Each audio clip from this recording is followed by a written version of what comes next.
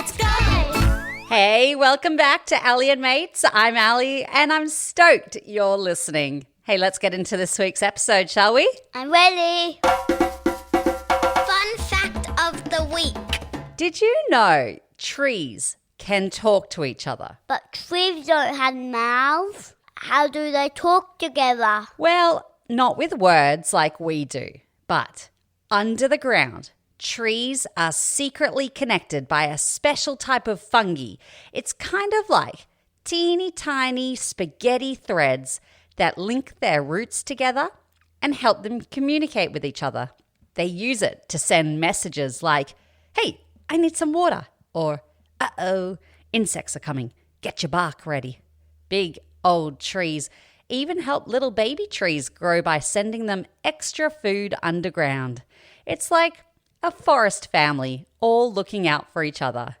So next time you're walking through a forest, just remember the trees might be having a very important conversation right under your feet.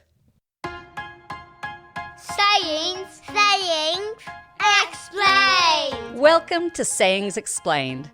This is where we take funny sounding things grown-ups say and figure out what they really mean. Today's saying is Juggling too many balls. juggling too many balls. Wait, are we talking about being in the circus? Not exactly. When someone says, I'm juggling too many balls, they don't mean they're actually standing there with a bunch of balls flying through the air.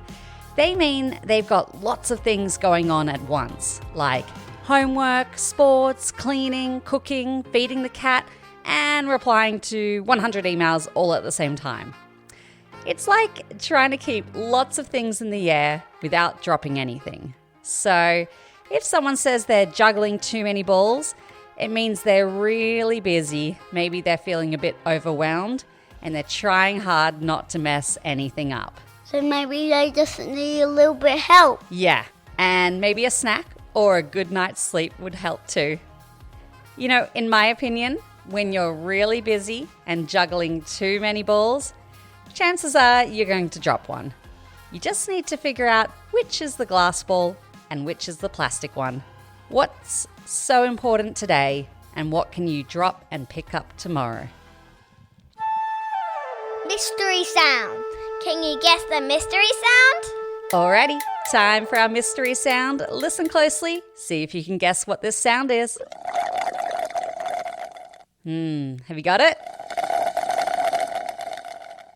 If you guessed drinking through a straw or slurping or the sound of an empty glass, I'll accept any answer along those lines. Good job. Words of life. Words of life. From the Bible. Today's verse is from Psalm chapter 118, verse 24. And it says, "This is the day the Lord has made. Let us rejoice and be glad in it." You know, sometimes we wake up feeling a bit grumpy, maybe wishing it was a different day, like a weekend when it's a school day.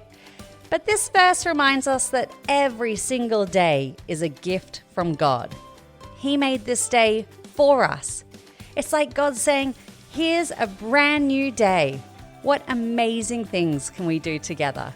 So instead of focusing on what we wish was different, let's choose to be happy and thankful for the day right in front of us. Here's a challenge. When you wake up tomorrow morning, before you even get out of bed, say this verse to yourself. This is the day the Lord has made. I will rejoice and be glad in it. See if it helps you start your day with a smile.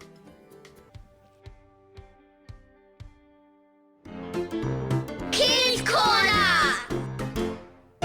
Okay, welcome to Kids Corner, where we share jokes from our listeners. And today we have a joke from... Hi, my name's Eli. I'm 5 years old and this is my joke. Knock, knock. Who's there? Ice cream. Ice cream who? Ice cream every time I see a scary movie. Yes, good one, Eli. I love that. And if you would like your joke on the show, just ask an adult to read the show notes. History tidbit. Let's step back in time to the wild, wild west of America in the 1860s. That was hundreds of years ago, when there were no phones, no emails, and no posties on motorbikes delivering your mail. Nope. Messages were carried on horseback. Cool. Meet the Pony Express, a super speedy mail service that used brave young riders who galloped across deserts, mountains, rivers, wild weather, all to deliver letters. Well, these riders were usually teenagers, young kids riding for hours without stopping. They would swap their tired horses for fresh ones at little stations along the way. And get this, they could carry a letter from Missouri to California in just 10 days. That's about the same distance as riding from Sydney to Perth, nearly right across Australia. But the Pony Express, it didn't last long, about 18 months, which is a year and a half, because a new invention called the telegraph took over. What's the telegraph? The telegraph was like an early version of texting. It used electric wires and little clicks called Morse code to send messages really fast, almost instantly, without anyone needing to ride a horse. Even though the Pony Express didn't last long, it's got a cool name, and it became a legend, a symbol of bravery, speed, and never giving up. Time for some nice news. Today's nice news is about friendship and growing up, and time travel, sort of. Back in 2018, which was about 7 years ago, there were 5 11-year-olds who were filmed, and they asked themselves questions for their future selves to answer. If you're confused, don't worry. These 11-year-old kids, they asked things like, what's your favorite sport now? And what do you think about life? And then this year, right before graduating high school, those kids, all grown up, answered those questions. And their answers were full of wisdom. What life advice would you have given me as a 6th grader? Be kind to everyone. Every time you can.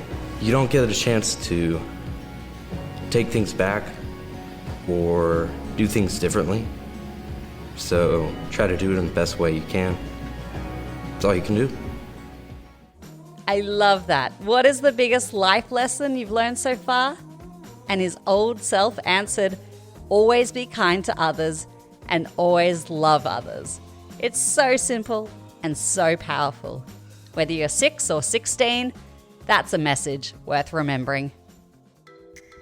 Before I say goodbye, let's check how well you've been listening. Question number 1, what code did the telegraph use to send messages? It's a bit of a tricky one. I'll give you a clue. It starts with